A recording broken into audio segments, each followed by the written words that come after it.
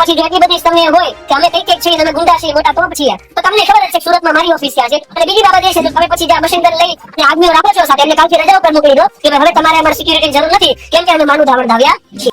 નમસ્કાર મિત્રો, સ્વાગત છે આપણી યુટ્યુબ ચેનલમાં. તો દર્શક મિત્રો, અત્યારે તમને બધાને ખબર હશે કે ગોંડલમાં મિત્રો અત્યારે ભારે વિવાદો ચાલી રહ્યા છે.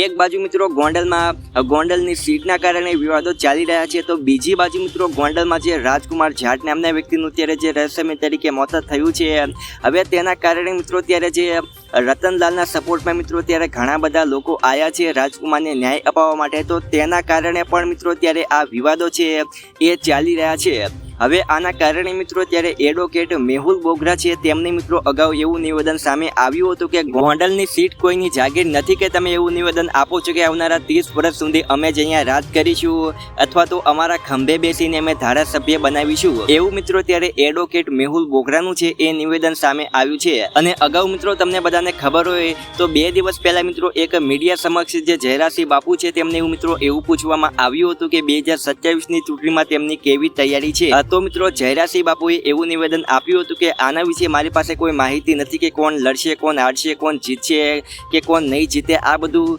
પબ્લિકને નક્કી કરવાનું છે, અમારે નહીં. તો આ નિવેદન વિશે મિત્રો મેહુલ બોગરાએ એવું કહ્યું કે તમે આવું નિવેદન આપો તો અમે પણ તમારી સાથે છીએ, પરંતુ તમે એવું નિવેદન આપતા હોય કે આવનારા 30 વર્ષ સુધી અહીંયા અમે જ લડવાના છે અને અમારા ખંભે બેસીને ગણેશ જાડેજાને અમે ધારાસભ્ય બનાવીશું, તો આ વાતથી અમે સહેમત નથી. એવું મિત્રો ત્યારે જે એડવોકેટ મેહુલ બોગરા છે તેમનું મિત્રો અગાઉ નિવેદન છે એ સામે આવ્યું હતું. અને અત્યારે મિત્રો ગોંડલની અંદર જે રાજકુમાર જાટ નામના વ્યક્તિનું અત્યારે જે રહસ્યમય તરીકે મોત થયું છે, તો આના કારણે મિત્રો જે મેહુલ બોગરાને એવો પ્રશ્ન પૂછવામાં આવ્યો હતો કે શું આ કેસને અત્યારે CBIને સોંપવામાં આવશે કે નહીં, તો તેનો જવાબ દેતા મિત્રો એડવોકેટ મેહુલ બોગરાએ એવું કહ્યું હતું કે હજુ સુધી પોલીસે કોઈ પણ આરોપી વિશે કોઈ પણ જાતની FIR નોંધી જ નથી, તો CBI આ કેસની અંદર કઈ રીતના જાંચ કરશે. હજુ સુધી કોઈ વિશે FIR ફાળવામાં આવી જ નથી, તો CBI આ કેસમાં કેવી રીતે ઇન્વેસ્ટિગેશન કરશે, તેવું મિત્રો અત્યારે જે નિવેદન છે એ અગાઉ પણ મિત્રો મેહુલ બોગરાએ આપ્યું હતું.